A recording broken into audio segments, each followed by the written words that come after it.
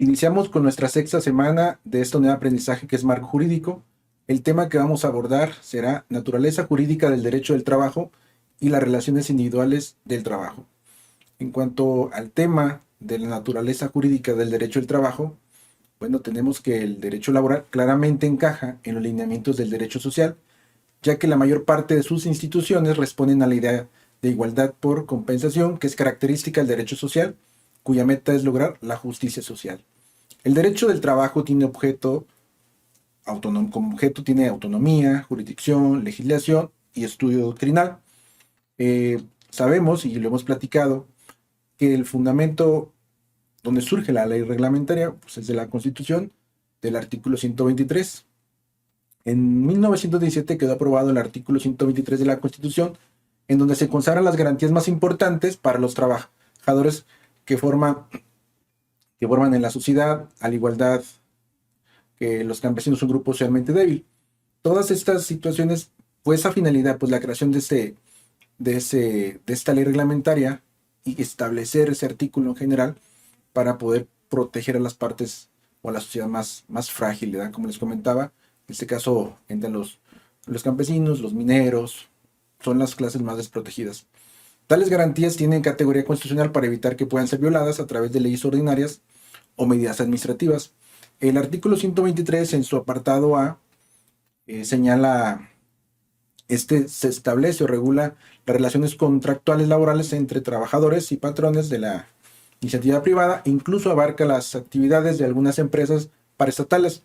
Esto es, personas morales como cualquier empresa, sociedad, asociación o personas físicas que contraten los servicios personales y subordinados de un trabajador. Los convierte, bueno, entonces en patrones. La ley reglamentaria o la ley que viene a regular esa relación, pues es la Ley Federal del Trabajo. Ahí viene establecido todo lo concerniente a los contratos, a los días de descanso o a los derechos y obligaciones que tiene cada una de las partes.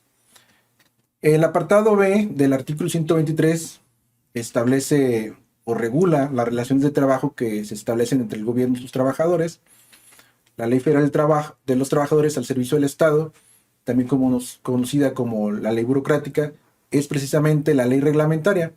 Esta ley, como la Ley Federal del Trabajo, tiene como objetivo, entre otros, limitar la jornada laboral, la necesidad de otorgar a los trabajadores un descanso semanal, proporcionar vacaciones anualmente, pagarles un salario justo, brindarles capacitación y adiestramiento, etc. Tenemos, bueno, un jurista que se nombre Euquerio Guerrero define a los trabajadores burocráticos de la siguiente manera. Es toda persona que presta un servicio físico, intelectual o de ambos géneros en virtud del nombramiento expedido o por figurar en la lista de raya de los trabajadores temporales, con los que nos está indicando dos clases de trabajadores, los que son de tiempo indefinido y los temporales, agregando el artículo 12 a los trabajadores que por obra determinada, los trabajadores por tiempo fijo. En cuanto a la relación individual del trabajo, primeramente debemos de saber qué entendemos o qué viene siendo la relación individual del trabajo.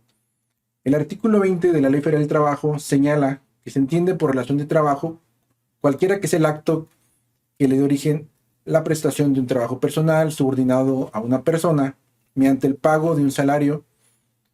Desglosaremos el concepto, bueno, anteriormente señalado, porque bueno, como quedó claro, yo pienso que el artículo 20 lo define de una manera muy precisa. Cualquier acto que dé origen a una prestación de un trabajo personal que sea subordinado, pero obviamente tiene que haber un pago mediante un salario. Desglosando ese concepto, primeramente tenemos la relación laboral. Es el trabajo personal que obliga solo a las personas involucradas en él. El trabajador está obligado a cumplir con las actividades encomendadas por el patrón a cambio de una contraprestación, que es el salario. El trabajo no puede ser realizado por una tercera persona que designe el mismo trabajador para su suplencia en la fuente laboral, bueno, porque hay una obligación personal, como viene siendo el patrón y como viene siendo el trabajador, quien debe desempeñar en un momento dado ese trabajo. Bueno, es el trabajador quien va a recibir un pago, no puede ser transferible esa obligación. La subordinación es el superior jerárquico llamado patrón, que encomienda las actividades al trabajador, desenvolviéndose de acuerdo a sus aptitudes y capacidades. En una relación individual de trabajo, una relación de trabajo, siempre va a haber eh, una subordinación. En este caso viene siendo el trabajador. Y en cuanto al concepto que leímos anteriormente del artículo 20 de la Ley Federal del Trabajo, también señala que a cualquier prestación de un trabajo personal tiene que ser retribuido mediante un pago. En este caso viene siendo el salario, es el pago por los servicios prestados del trabajador hacia el patrón. No debemos olvidar que el pago que recibe el trabajador tiene que ser equitativo con el desempeño laboral. Tenemos también en esta semana que estamos viendo cuáles son las autoridades laborales. Debemos de conocer algunas porque, sin embargo, en la Ley Federal del Trabajo existe un catálogo de muchas autoridades que son determinadas para determinadas situaciones especiales. Dentro de la ley laboral se señalan las autoridades encargadas de vigilar el cumplimiento de las normas laborales consagradas en la Ley Federal del Trabajo, con lo cual se garantice el cumplimiento y, en su caso, la imposición de sanciones por su omisión. De conformidad con lo establece el artículo 523, lo que le comentaba, ahí donde se encuentran las autoridades laborales. Vamos a mencionar solamente algunas. Ustedes podrán revisarlo en la Ley Federal del Trabajo para que se den cuenta cuáles son las otras o las diferentes autoridades que existen en esta materia. La Secretaría del Trabajo y Previsión Social, así como los departamentos y dirección del trabajo, serán regulados de acuerdo con sus propias leyes orgánicas, con la única salvedad de que no deben contravenir las disposiciones de las normas laborales. Esta misma Secretaría, a fin de poder preparar en un mejor nivel de educación y la cultural al personal técnico y administrativo a su cargo, creará el Instituto del Trabajo. Como otra autoridad tenemos a la Secretaría de Hacienda y Crédito Público. Esta dependencia solo actuará en los conflictos que se deriven de la participación de utilidades en las empresas, ya que es la única que conoce los movimientos fiscales del patrón. Otra autoridad es la Secretaría de Educación Pública. Esta secretaría es competente para conocer lo relativo en materia educativa, capacitación, adiestramiento de los trabajadores, además que se encarga de administrar las escuelas denominadas en el artículo 123 de la Constitución. Tenemos como otra autoridad importante la Procuraduría de la Defensa del Trabajo. Sus funciones y directrices están contempladas en los artículos 530 al 536 de la Ley Federal del Trabajo, ya que establece su forma de integración, así como los requisitos que deberá reunir la persona que se postule para procurador general.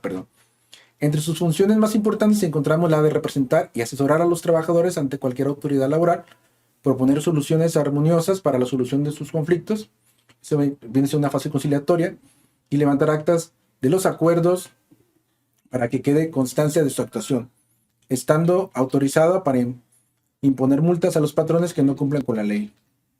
También tenemos la Comisión Nacional de Salarios, que se encuentra integrada en forma tripartita. Esto quiere decir que participa el gobierno, los patrones y los trabajadores. La comisión se reúne para conocer el nivel de la economía nacional y con base a esto se señalará el monto de los salarios mínimos que estarán vigentes en un periodo de tiempo determinado. Y otra autoridad que vamos a mencionar es el Servicio Nacional de Empleo, Capacitación y Adiestramiento. De conformidad con su reglamento interior, sus funciones se equiparan a lo que en un tiempo se llamó Bolsa de Trabajo. Sus servicios son gratuitos y tienen como principales finalidades evitar el desempleo, propugnar por la capacitación y adiestramiento de los trabajadores, así como llevar el registro de las constancias laborales. Pues no es así como vamos a concluir esta semana. Es importante que cualquier duda que tengan sobre este tema, pues me lo hagan saber a través de mi correo institucional, que es nicolas.macias@uam.edu.mx. Les invito, pues, de todas maneras, a que ustedes, por mutuo propio, por interés personal, se adentren un poquito más y traten de investigar algo más relacionado con este tema. No me queda más que despedirme y desearles una excelente semana. Muchas gracias.